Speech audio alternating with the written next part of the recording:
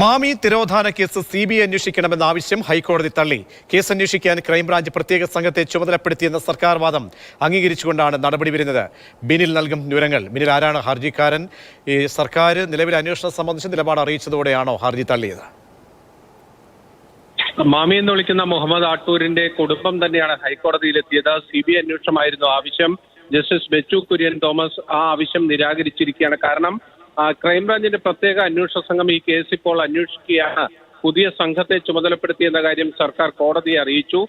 ആ വാദം അംഗീകരിച്ചുകൊണ്ടാണ് ഇപ്പോൾ ഈ കേസ് CBIക്ക് കൈമാറേണ്ടതില്ല എന്ന് ഹൈക്കോടതി തീരുമാനിച്ചത്. ഈ ഹർജിക്കാർക്ക് വേണ്ടി ഹാജരായ അഭിഭാഷകൻ അറിയിച്ചത് നിരവധി സംഘങ്ങൾ ഈ കേസുമായി ബന്ധപ്പെട്ട അന്വേഷണം നടത്തി. ഇതിൽ ആദ്യം അന്വേഷിച്ച സംഘാംഗങ്ങൾ തന്നെയാണ് രണ്ട് പ്രത്യേക സംഘത്തിന്റെയും ഭാഗമായിരുന്നത്. അതുകൊണ്ട് ഇനി ഇവർ അന്വേഷിച്ചിട്ട് കാര്യമില്ല, CBIക്ക് ഈ കേസ് കൈമാറണമെന്നതായിരുന്നു ആവശ്യം.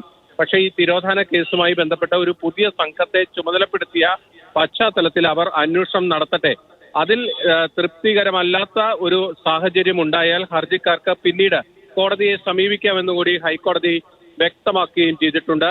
PV അൻവർ ഉയർത്തിക്കൊണ്ടുവന്ന ഏറ്റവും പ്രധാനപ്പെട്ട കേസുകളിലൊന്നാണ് മാമി തിരോധാന കേസ്. അതിലാണ് ഇപ്പോൾ CBI അന്വേഷണം ഈ ഘട്ടത്തിൽ വേണ്ടതില്ല എന്ന് ഹൈക്കോടതി വ്യക്തമാക്കിയിരിക്കുന്നത്. ശരി, ബിനിലാണ് വിവരങ്ങൾ നൽകിയത്.